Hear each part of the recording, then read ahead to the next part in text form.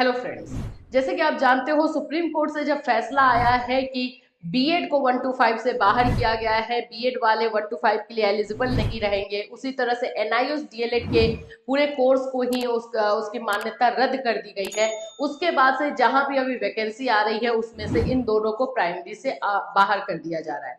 इसी तरह से एक इन्फॉर्मेशन निकल कर आ रही है, एक वैकेंसी आने वाली है, उसमें एक नोटिस दिया गया है खास करके बीएड अभ्यर्थियों के लिए, एनआईओएस डीएलएड के बच्चों के लिए, दोनों के लिए। कहां से है नोटिस और क्या क्या चीजें इसमें बोली गई है, चलिए उसको अच्छे से डिटेल से समझते हैं, क्योंकि कल से ये लेटर आप लोगों के पास जा रहा है और आप लोग कंफ्यूज भी हो रहे हो।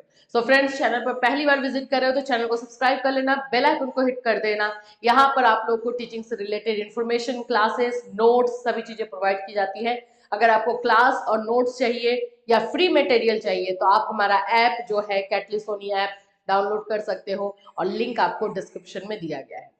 सबसे पहले तो मैं आपको बता दूं कि ये जो खबर आ रही है मुंबई से है। मुंबई में टीचिंग वैकेंसी जो निकलने वाली है उसमें सुप्रीम कोर्ट के फैसले को जगह दी गई है। दोनों फैसला, एक 11 अगस्त का फैसला और दूसरा 28 नवंबर वाला फैसला, दोनों फैसले को जगह दी गई है। इसका यही मतलब है कि जो वैकेंसी है उसमें से एनआईओएस डीएलएड के बच्चे एंड बीएड के अभ्यर्थी 1 to 5 में से उनको जो है बाहर कर दिया गया है। अब देखो, मैं इसमें जो दिया गया है वही पढ़ूंगी। वैसे कंक्लूजन मैंने आपको जो है बताया है, लेकिन फिर भी क्योंकि कुछ लोग जो है इसको थोड़ा सा मिसलीड कर रहे हैं। देखिए, please refer to recruitment notice AEES 2022 of AES for filling up the post of primary teacher. At the time of inviting application, B.Ed candidates were also eligible to apply based on the NCT notification 28/2018। अब ये जो जब ये निकला था तो उस समय जाहिर सी बात है कि बीएड कैंडिडेट एलिजिबल थे, ठीक? तो उनकी एलिजिबिलिटी होने की वजह से उनको जो है 1 to 5 में कंसीडर किया जा रहा था, लेकिन अब सिनारियो चेंज है, उसको बताया जा रहा है। तो ये क्लियरिफिकेशन के लिए एक क्लियर नोटिस जो है यहाँ पर AEES की तरफ से दे दिया गया है। इसका फुल फॉर्म होता है एटॉमिक एनर्जी एजुकेशन सोसाइटी, ठीक है? और ये मुंबई का जो है आप टीचिंग वैकेंसी के तौर पर मानो। यहाँ पर लिखा गया, however during the pendency of such recruitment process the honorable supreme court has passed judgment and order as under। ये जो वैकेंसी आई थी आई 2022 में थी, लेकिन कुछ बोल सकते हो जैसे कि वैकेंसी आती है तो पेंडिंग में चली जाती है, तो ये पेंडिंग में वैकेंसी चली गई थी और अब इसका जो है रिक्रूटमेंट होने वाला है। लेकिन यहाँ पर ये बताया जा रहा है कि जब ये 2022 में ये वैकेंसी आई थी उस समय बीएड एलिजिबल था, तो बीएड जो है 1 to 5 में फॉर्म भरता, लेकिन अब सिनारियो चेंज है। तो अब ये रिक्रूटमेंट जो होगा उसमें इन चीजों को कंसीडर किया जाएगा। यहाँ पर आप लोगों को सुप्रीम कोर्ट का 11 अगस्त वाले फैसले को लिया गया है। Quest and set aside the notification dated 28/6/2018, जो 28/6/2018 का गैजेट है उसको क्वेस्ट कर दिया गया है, इसीलिए फाइनल बताया जा रहा है। As a consequence, candidates having qualification of B.Ed are not eligible for appointment as a primary teacher। तो अब ये जो रिक्रूटमेंट प्रोसेस होगा उसमें बीएड वाले 1 to 5 में नहीं अप्लाई करेंगे, इसलिए ये क्लैरिटी जो है दी गई है। ये तो हो गया बीएड वाले अब बच्चों के लिए। नीचे एनआईओएस डीएलएड के बच्चों के लिए भी दे दिया गया है। सुप्रीम कोर्ट ऐसा ही फैसला सुनाते रहे। एजुकेशन में पहले तो एक नोटिस बना करके एनसीटी निकालेगी, बच्चे जो है वो क्वालिफिकेशन लेंगे, वो मेहनत करके पास करेंगे और उसके बाद सुप्रीम कोर्ट आकर के उसको तहस नहस करके चली जाएगी। नुकसान किसका हो रहा है? एनसीटी का हो रहा है, सुप्रीम कोर्ट का हो रहा है? नहीं, किसका हो रहा है? बच्चों का हो रहा है। अब इसमें भी तो आवाज नहीं उठेगी तो फिर जाहिर सी बात है इनका मन और बढ़ेगा और डे बाय डे ऐसी गलतियां, ये गलती है एक्चुअली में, ये मिस्टेक है, ये ब्लंडर है और ये किया इन लोगों के द्वारा गया है और भुगतेंगे हम लोग। चलिए यहां पर देखिए, इन अनदर जजमेंट डेटेड 28/1/2023, ये एनआईओएस डीएलएड वाले बच्चों का है। The honourable Supreme Court of India in civil appeal number, ये सारा दिया गया है। और 18 मंथ्स को जो है diploma in elementary education conducted by National Institute of Open Schooling through the open and distance learning mode is not equivalent. इसको जो है 2 साल के रेगुलर बीएड के इक्विवेलेंट नहीं माना है। बताओ, आज तक ये इक्विवेलेंट था लेकिन फैसला आने के बाद ये इक्विवेलेंट नहीं रहेगा। Very good. Consequently, DLED qualification obtained from NIOS is not valid for appointment to the post of primary teacher. तो सिंपल तरीका यही है कि बाहर कर दिया जाए इन दोनों को। आज तक ये लोग एलिजिबल थे, अच्छा पढ़ा रहे थे, इनके पास क्वालिफिकेशन थी, लेकिन एक जजमेंट दे दिया जाता है।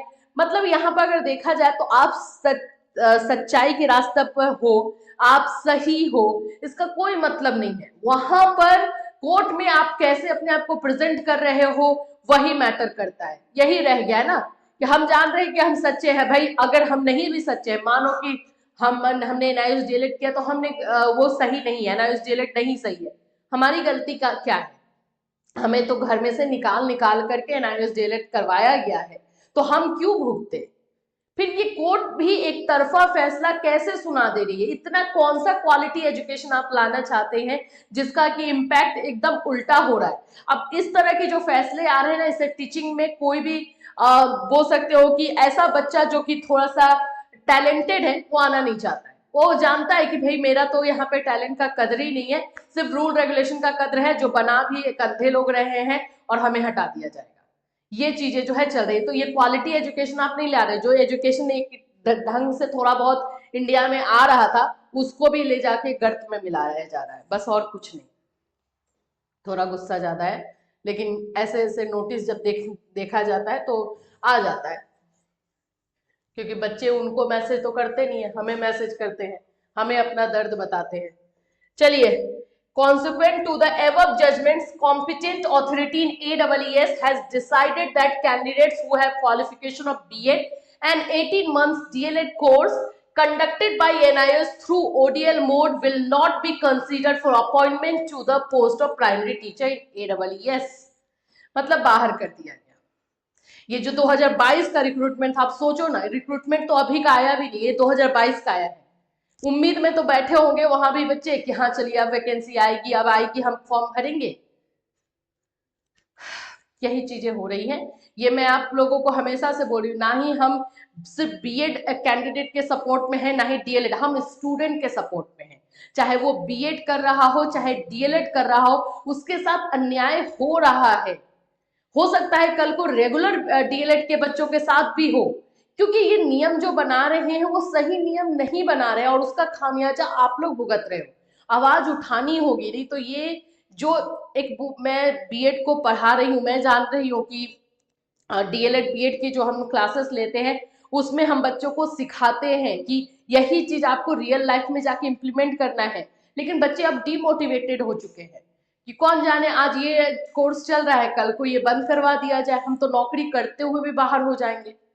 ये चीजें हो रही हैं। तो ये एक बहुत ही दुखद खबर है। मेरे तरफ से तो मतलब मुझे तो गुस्सा आ रहा है ऐसे खबर को देख करके। कल जब मैंने देखा तो ही मुझे गुस्सा है, लेकिन इनकी गलती नहीं है ना, गलती तो सुप्रीम कोर्ट का फैसला आ रहा है। और एनसीटी तो अपने चेयर पे बैठ करके आराम से अपना अपना जो है ठंडी का मजा ले रही है। भुगत तो वो बच्चे रहे जो ठंडी में भी जा करके विरोध कर रहे हैं और इतनी ठंड में बाहर में बैठ करके अपने ही हक के लिए जो है मांग रहे, तो भुगत तो वो रहे, इनको तो कुछ हो नहीं रहा है। तो इस तरह की खबर से बीएड डीएलएड एनआईओएस डीएलएड दोनों बच्चे जो है थोड़ा सा निराश तो है, थोड़ा क्या मैं बोलूंगी बहुत ही निराश है। बट लड़ाई जो है चल रही है और दोनों तरफ से लड़ाई चल रही है। लड़ाई के बारे में भी हम आपको बता रहे हैं और टाइम टू टाइम पे आपको अपडेट हम देते रहेंगे, तो चैनल के साथ बिल्कुल बने रहिएगा। जहां हमें जब तक लगेगा कि इंसाफ नहीं मिल रहा है तब तक हम लोग आपके साथ खड़े हैं। फिर मिलूंगी, till then take care everyone.